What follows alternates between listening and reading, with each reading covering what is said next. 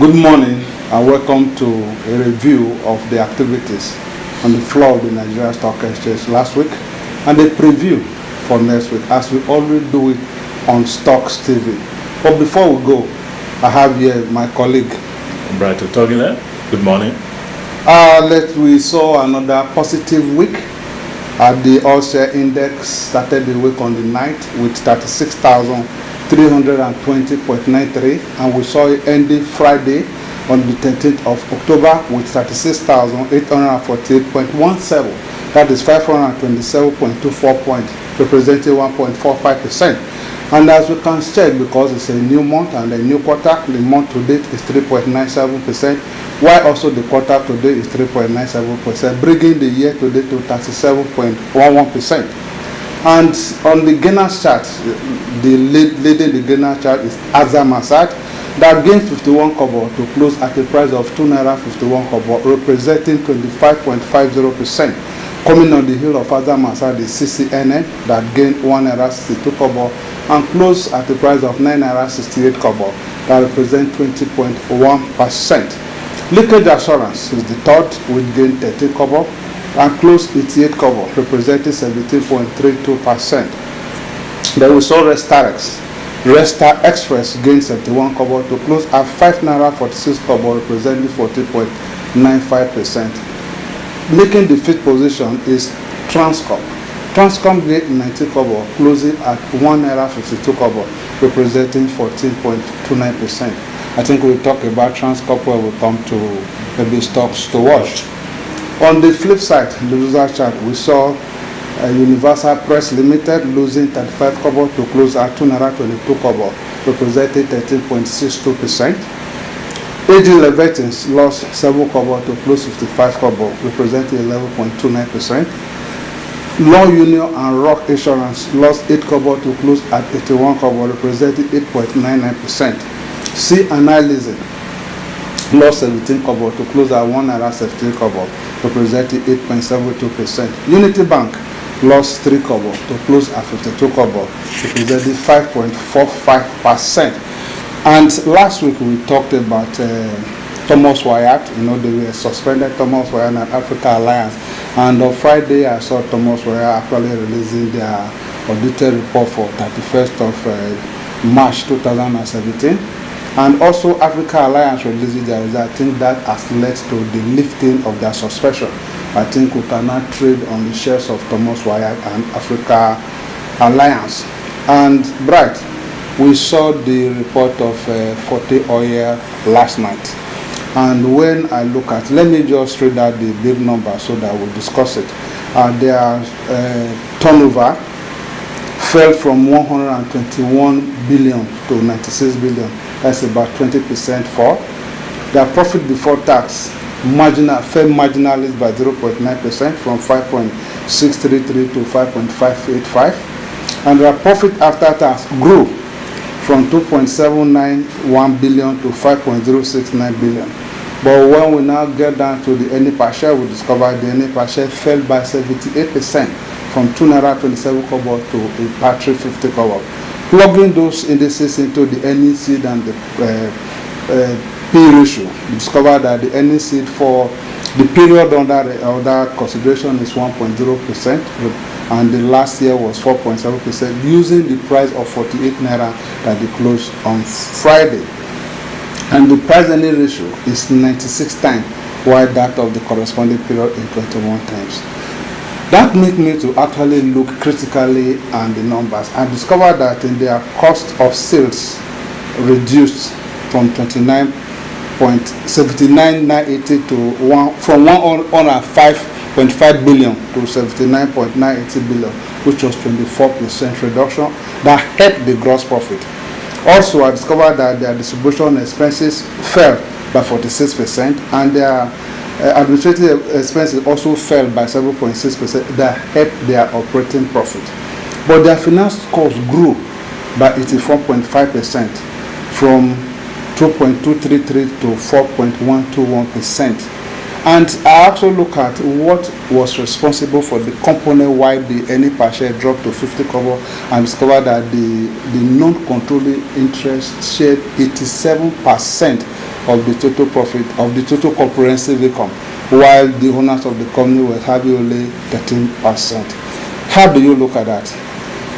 Yes, the report in its entirety is good. But if you have to break it down to the various components that make up Afripud, Forte Oil, PLC, you agree with me that the point you just raised are valid points. That notwithstanding, the oil sector is actually faced with a lot of challenges. And one thing I want us to take away from this report is that other players in the industry might also follow suit. If you look at FO as a company, not as a group, you will know that there are challenges in these sectors, and they need to find a way of addressing these challenges. Because if FO report as a company, you notice that the earnings fell from about 2.2 naira earnings per share to about minus 41 kobo earnings per share. If you are looking at the company in its entirety, about 2.79 to about 2.27 to minus 41 kobo earnings per share. Talking about FO as a company. So that is a signal of what we might see in other oil companies that will be reporting their financials for the third quarter. Because if you look very well historically at FO reports, you will notice that this is a company that has, in one way or the other, manages his expense as a company. But if this period is showing that there is a challenge, definitely it should be across the industry. But that notwithstanding, the power sector has helped FO as a group to actually weather the storm. I think I want to believe this should be part of the reason why they said they are restructuring to actually assess the opportunities within the oil and gas industry, so as to that make them not to continue with that the offer. So I think everything here has boiled down to that decision. But that said, they are positive to take from this report. If you look at the tax liability, particularly, the tax liability was very, very minimal compared to what they incurred last year. The profit before tax last year was about 5.6 billion. Then the profit before tax this year is about 5.8 billion. Then if you now go down to profits after tax, you have about 5.07 billion for this period. Then compared to 2.76 which billion, was almost 50% of what they paid last year. Yeah. But this time they are just paying like about 10% of what they. So these are some of the things we should also look at for, and also look further to know what could have made this thing to happen the way we've seen. But that notwithstanding, let's take the positive and hope that the markets will not in any way react in the short term. Can I quickly ask you a question? We have seen that significantly the Geregu power plant, represented by the non-controlling interests, have actually helped Forte Oil. Like you have said, that the company itself made a loss, yes, but we have seen that the group has made a profit. Very good profit. Now, that was about 81% growth. How do you think that other oil companies that don't have subsidiaries, especially like that of Geregu, in the case of Forte Oil, how do you think their report may look like? Okay, let me rephrase that question. Maybe, how do I think oil companies that don't have power components as one of their subsidiaries? Yes. Okay.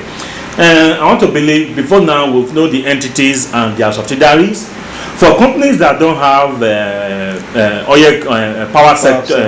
power sector companies as part of their performing subsidiaries. Or performing subsidiaries. Okay, let's use that word to gauge it. Definitely, we should not expect fantastic report for those operating in the oil and gas industry. We should just take that from this presentation. The oil and gas industry is facing a challenge, particularly those that were shut out from that contracts, DSDP. the DSDP contract and the crude oil for cash contract. These are companies that might not be able to weather the storm, because definitely having such contract will boost your turnover and probably your bottom line if cost is controlled. So let's believe that there is still positives in this Forte Oil reports. Anyway, Forte Oil is about the second, third quarter report we are seeing presently. And the market is actually reacting because people are taking position for third quarter result. Do you see next week a different from what we've seen this past week? Yes, this past week was relatively bullish, but that notwithstanding, next week, the week ahead, I want to believe the trend will continue, but not in a full force, because investors, traders, they are still taking precaution, or I would say cautionary trading strategy, just to make sure that they find a way of maintaining the books while they are looking for profits while trading. Lastly, before we take our leave, what do you think that the people have to look forward to using last week to gauge the coming week? Stocks to watch. What do you think that the stock that the investor should critically look at? Yes, I still want to maintain my position that the position we took last 2 weeks, if you can still remember, last week you handled the presentation here, and that notwithstanding, the stocks to watch still remain. That position is still valid, and in addition to that, I want us to actually look at what could be responsible for Transcorp heading the way it's heading.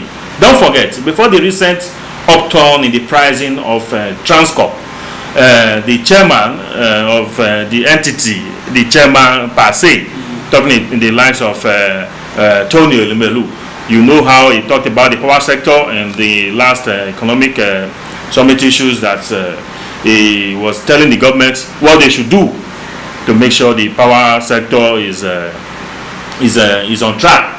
So let's just take the positive from what that entrepreneur, and at the same time the leading Africa investor.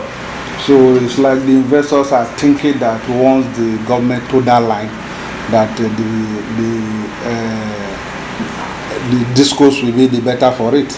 Because actually Transcorp came as low as 117. Sure. You know what that thing means to some traders. Yeah. So let's hold it there. If you look at the performance of Elfo in terms of its subsidiary Geregu, let us assume that performance will show up in Transcorp. We are assuming it will be awesome. Should it be the case, definitely be awesome. They are positive to take out from Transcorp report should it hit the market. But in all, I think the final comment from my side will be that we should trade cautiously while expecting a positive movement in some of the indicators in the markets this week ahead. I talked about Afripud last week, and Afripud got to 377 and came back. I closed on Friday at 3.59 cover. I still think that Afripud is a stock to watch because their last growth was massive, 230%.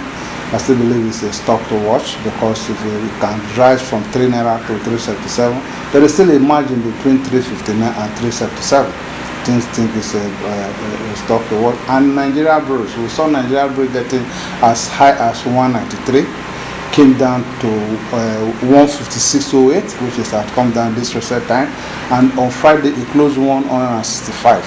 I think the distance between 165 and 193, if record are straight, because if you look at it, they have actually notified the exchange for close period, which means that their result will be out soon. Also, C analysis got to 2.15 cover and came down and they closed 178. Even to 170, it was one of in the chart that we have just said. I think C analysis from what news and the result that they posted their last quarter two result, I think is another stock to watch. On that note, we said we draw the curtain here, and we'll be with you next time, and we wish you bullish week. Right? From me, have a nice week ahead.